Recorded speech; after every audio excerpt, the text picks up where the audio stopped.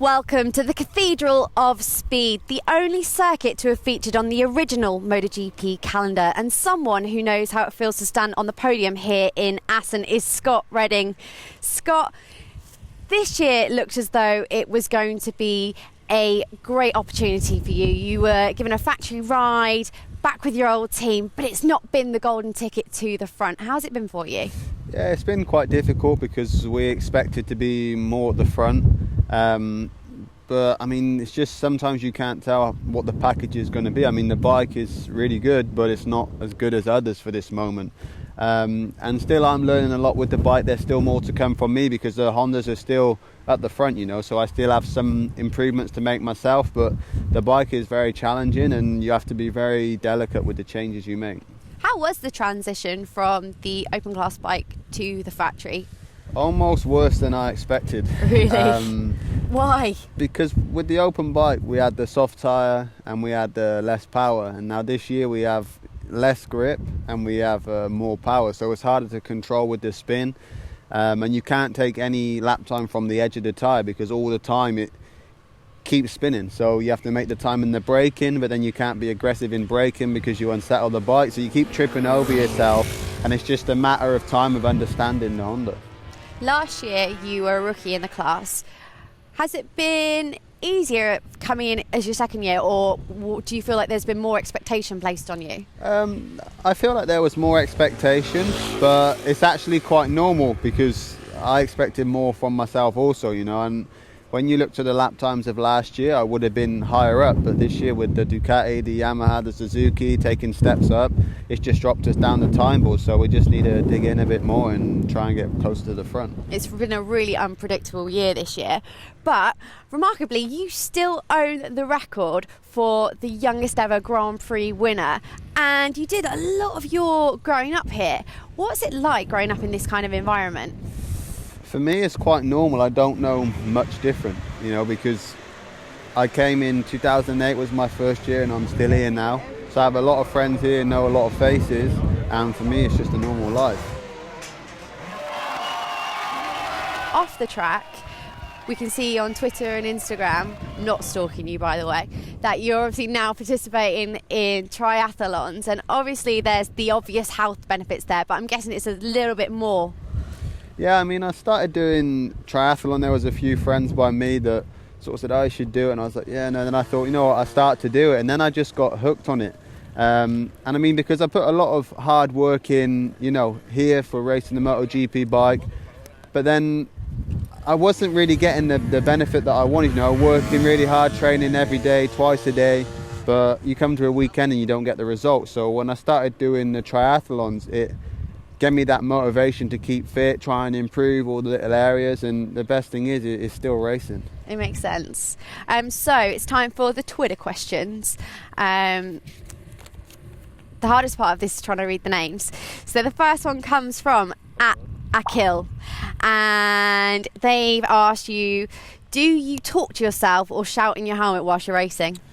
Talking, not really out loud, sometimes. Swearing? To myself. And only like sometimes if I make the same mistake, say 2 or 3 times, like go straight, and the bike's not working, you get really angry, and sometimes you do say some bad words, should I say. And I guess when you're about to have a hairy moment, like, ah! Yeah, almost. And then the second question comes from Ariviri27, and they've asked you, what race do you remember specifically and why, or especially? Oh, a lot of races. I quite like going back to Silverstone when I won there because it was special. You know, we had the full livery, there was a lot of expectation from all the fans, and I managed to deliver, and that was for me the biggest thing I remember was a lot of people, can you win? I was like, I think I can this weekend. And when I did, it was really a great feeling for me, and also to be at home full livery was one of the best days. I bet. And the final question comes from Vituli, and they ask, they always see you listening to music before the race. What kind of music are you listening to? A bit of Mysterious Girl. No. No. With those highlights I've seen pictures of you from, I'm not surprised. No, I don't know. I mix up. I mean, sometimes it's rap, sometimes it's easy going. Just depends on the day, really, what I'm kind of in the mood for. Nothing specific for me. Thanks, Scott. Thank you very much. Well, coming into this race weekend, the Yamahas of Valentino Rossi and Rossi Lorenzo were separated by just 1 point. Now, Lorenzo had the formidable form in these last rounds, but Valentino Rossi showed that he has the form to compete. And that got us thinking a little bit, would the duel of the Yamahas return? Because if you remember, those two have given us some of the most epic battles in MotoGP history, but not just on track, because if you remember far enough back, moving from this side, the side that houses the famous 46, over to this side that houses the famous number 99, never used to be quite that simple. They may play nice right now, but that wasn't always the case. In 2007, the year Casey Stoner won his first championship on the Ducati, there was a young Spanish 250cc world champion named Rossi Lorenzo. He was fast, formidable, and Yamaha wanted a piece. Rossi may have been number one by name, but his new teammate was quick to challenge that on track. In his first ever race, the Spaniard put it on pole position in Qatar, and it didn't take him long to take his first win just 3 races in at Estoril in Portugal, passing Rossi along the way. And then, of course, there was the wall. A winning team, yet a tale of two cities. The official reason for the divide was the fact that Rossi had switched to Bridgestone tyres and Lorenzo was still on Michelin. Though most suspected it wasn't quite that simple. Whilst Rossi would have a strong season, Lorenzo rose to the challenge, even revelled in it. A massive high side in China would not stop him doing battle, as he bravely rode on to a podium in Le Mans, having to sit for the celebration because he couldn't stand. That year, Rossi was able to hold off the young Spanish charger to take his 8th World Championship title in Motegi. Bring on 2009, and it was the Italians' year once again, which many will remember for just one reason: that last lap in Catalonia. And Rossi's invented something in the final corner, but Lorenzo gets close. Rossi then kept that momentum to win title number 9 in Sepang that year, but little would he know that things were about to turn. Lorenzo was strong from the off in 2010, and took the final win in Le Mans before this happened. At home, in Mugello, wanting to get back to winning ways, Rossi high-sided on a cold rear tyre and broke his leg, putting him out of action for a while. Lorenzo kept racking up the points, and despite a valiant fight back from Rossi in Motegi that year, in a race where Lorenzo could have sealed the title, Lorenzo went on to take his first ever MotoGP World Championship. And that was the end of the Yamaha duo, as Rossi tried his hand at a Ducati and Lorenzo was teamed up with American Ben Spies. But fast forward 2 years and they were back. The media hype was huge, the fans were expecting fireworks from the off, and the big question was if there would be a wall and who would be treated as number one. Rossi appeared humble and Lorenzo cordial and inviting. Their relationship had changed for the better, they said. They probably wouldn't talk about bikes, but they could at least exchange a few friendly words on things they had in common, which we won't go into right now. Rossi did take a solitary win that year in Assen, though the story of that season was truly about Lorenzo fighting off the new kid on the block, Repsol Honda's Marc Marquez. Changing crew chief, a year back on the Yamaha, and Rossi looked more of a threat, whilst Lorenzo was suffering somewhat of a hangover from his epic 2013 season. Rossi was battling for the win from the off, whilst Lorenzo was just elsewhere. Marquez would win most races that year, but when the opportunity was there, Rossi was often the closest challenger, as he won in Misano and then got the better of his teammate in Phillip Island. Roll on 2015, and most people were expecting a Marquez domination.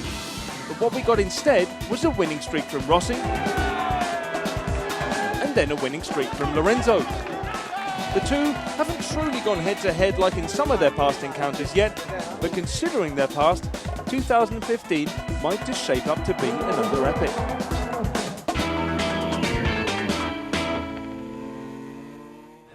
And an epic it was, at least in this race, although not between the two, you might think. Now, we're just going to head off and talk to our guest about what happened in this classic encounter. But in the meantime, let's take a look at the highlights between Moto3 and Moto2.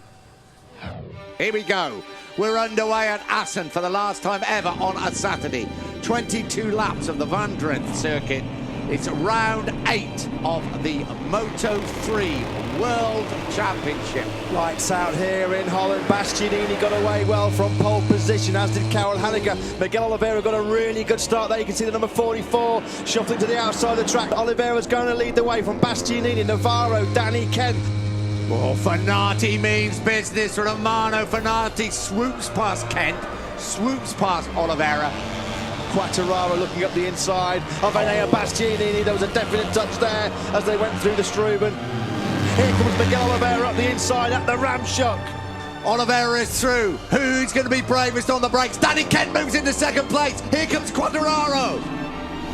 Will be Miguel Oliveira's going to hold the line. Oliveira's going to take the victory, surely. The Portuguese rider to the line. Oliveira wins his second Grand Prix win. What a race! Quartararo in second place. Danny Kent, Navarro, Fenati, Bastianini. Oh, that's Nicholas Io out of the seat. Surfing on that. Oh, that is unbelievable. Taking the checkered flag on his knees. Fabio Quartararo, fabulous ride by the 16-year-old Frenchman. Danny Kent is just piling in the points. Round 8 of the Moto2 World Championship. Zarco defending a 40-point lead in the World Championship from pole. Tito Rabat got a brilliant start from the middle of the front row of the grid. There he is, the world champion, powering down to the first corner. Jonas Folger got away really well too. Sam Lowe's got bumped right back. He started on the front row of the grid, but it's Rabat that leads Folger through from the second row into second. Oh, that is Luis Salom. Bad look there for the Spaniard. Red flag is out. The race has been stopped. We've got an oil spillage which has brought out the red flag. 16 laps of the legendary Assen circuit. Oh, bad start by Johan Zarco. Bogged it off the line. Tito Rabat got away where you can see Zarco getting swamped on the run down to the first corner. Rabat's now on the inside at the Struben. No, Rabat is going to come through. Oh, they touched. Definite contact there between Rabat and Zarco. Rabat up the inside. Perfect call, Nick. Rabat takes his chance up the inside. Here comes Lowe's on the brakes and up the inside. Classic Assen overtaking. We have Zarco leading the way. Johan Zarco wins here in Assen from Tito Rabat. Sam Lowe's back on the podium for the first time since Argentina. Ladies and gentlemen, the MotoGP Gymnastics World Championship, 9 out of 10 for Johan Zarco. Well, those were some fantastic races we saw there. And now joining us for MotoGP is Jorge Lorenzo's team manager, Wilco Zeelenberg. Wilco, thank you very much for joining us. Yes, you're welcome. You are, of course, a local boy here, in a sense. You live a bit further away, but you're from this track. And before we go into MotoGP, I want to ask you whether you've ever seen anything like we did with Nicky Io in Moto3, that final corner and literally going across the finish line on his knees. No, I never saw that before. Yeah, it was great for the show, of course. It was a pity for Nicky because finally he threw away a lot of points. And yeah, he was a little bit too enthusiastic on the throttle there because actually he had the position already in the pocket. I'm not sure what it was, 8 or 9. Yeah, but, I think 8, yeah. No, I have never seen it before and it was spectacular, I can say that. Fantastic. Well, spectacular also was MotoGP. Now, before we talked about that with Wilco, let's remind ourselves exactly what happened in this amazing race. Round 8 of the MotoGP World Championship, the legendary circuit here in Assen. 97,150 fans hold their breath. The Dutch TT, we're in Assen and we are underway. Was a great start from pole position by Valentino Rossi, just what the Italian wanted. And later Spargo got away pretty well too. Look at Pol Espargaro on the inside, but it's Rossi that leads. Aleix Espargaro surrenders another place. He's back down to 5th. we have two fallers. That was a big roll through the gravel there for Jack Miller. Andrea Iannone up the inside of Paul Espargaro on the brakes into the first corner. Iannone now up inside the top four. This is a great move. Classic Assen overtake by Kraut Crutchlow. Here comes Marquez. Marquez up the inside. Marquez leads for the first time. Can he make it stick? Rossi tries to fight back. Here comes Rossi up the Rossi. inside. Valentino Rossi has gone up the inside of Marc Marquez to take the lead back. There'll be a lunge for Marquez. He's up the inside of Rossi. Oh, Rossi just holds firm. Rossi's through the gravel. Rossi's going to win the race. Valentino Rossi wins the Dutch TT. What a dramatic finale. Marquez second. Rossi is the winner. Boy, Lorenzo in third place. That is as good as it comes. His third win of the season for Valentino Rossi. 10 points clear now of Jorge Lorenzo.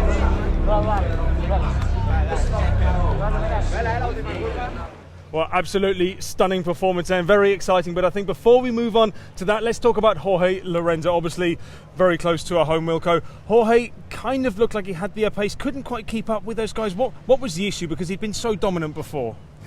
Yeah, that's true. So 4 race wins in a row, you expect to be a little bit more competitive. But yeah, the 2 practice days he struggled, especially on the left side of the tire, and especially the fast parts of the racetrack. And so P8 was of course not a good starting point, because you know, you have a lot of work to do, especially in the first lap. But actually that went very well. So in halfway the lap he was already third, following Valentino and Marc. So that part of the, you know, of the strategy went very well. But yeah, after 3-4 laps he lost too much in you know, 2 parts of the racetrack, and he had to let them go and play safe and go for the podium. Positive nonetheless. And once again, before we move on to this epic battle, one more thing I do want to talk about, because the top satellite bike, also a Yamaha, Paul Espargaro, and I think he was only separated in his group by 0.4 seconds with the other guys in there, down to Danny Pedrosa in 8th place. Iannone obviously finished 4th. But what do you make of this tight fighting within MotoGP? I mean, you know, we've not seen that, I think, many years. It's often been a bit stretched out. I mean, that 8 poles performance, and Iannone is very good, but also just how close things are at the moment. Yeah, it's very tight. It's, you saw it in the qualification. You know, P1 until P8 was like 4 tenths, and Vala was 2 tenths ahead of the number 2. So there were like 7 guys in 2 tenths of a second. That's more like Moto3, I would say. But yeah, this time at this racetrack, it's going to be very tight. Every year it goes. You know, the riders are better, and also the differences are getting smaller and smaller. Difference that was almost not there at all was, of course, Valentino Rossi versus Marc Marquez. This Yes. big talking point. Now, I first thought, okay, maybe Valentino was going to run away with it. You know, we think right at the end, I think it was 2 laps to go, he did make that move. Pretty spectacular, and you thought, right, now he's going to leave Marc behind, and then Marc catches up. I mean, were you expecting something like this? I mean, you know, you're within this Yamaha camp. You obviously know what the expectations are, roughly. Yeah, of course, Vala's performance was great. You saw when he was following Marc that he had a little bit in the pocket, especially on the south loop of the racetrack. And when he was 0.4 in front the last lap, everybody thought, okay, now probably he can bring it home. But Marc fight until the end, we have to say, because you know, to close this gap in the last lap was amazing. And yeah, of course, the last corner. I mean, of course, the last corner. I mean, Yes. this is it now, Wilco. There's already a lot of, shall we say, controversy. Obviously, the Marquez camp think, well, actually, Rossi cut the corner. He shouldn't take the win. The Rossi camp says, yeah, but he was bumped out by Marquez. Yeah. Do you think it was a little bit of clever riding there involved, that he maybe knew, look, Marquez is probably going to come up the inside, so I need to close the door so that I'm ahead if there is any contact? No, for sure not. You saw Vala was, you know, breaking leg and taking the normal line to enter. Yeah, as soon as Marc was arriving and sliding, there is nowhere to go. So he was not able to make the corner, only go straight. Or if he would have stayed on his line, they would have been probably both on the floor, or only Valentino. So he only could pick up because that's the only thing at moment like that you can do. So you have to shortcut, otherwise there is no other way to go. You cannot stop the bike in 10 meter and don't go out of the track. So of course from two sides is something to say, because finally he leaves the track and finish in front of Mark. But if you see the moment from the action, Vale was still in front of Mark. It was tight, but Vale was in front. If Mark would have been in front and Vale shortcut and win the race is another story. But Vale was clearly still in front of Mark. And but if you follow the rules, you have to go back from the place where you left the track, to go back on the track. But this is, I think, still an old rule, an MX rule. In these circumstances, there was no place to go, and he had to go straight. Well, great. Well, fantastic. Thank you very much. We've got some great insight there. Yeah. And now we're going to leave you guys, of course, with a few more images of this epic fight between Rossi and Marquez.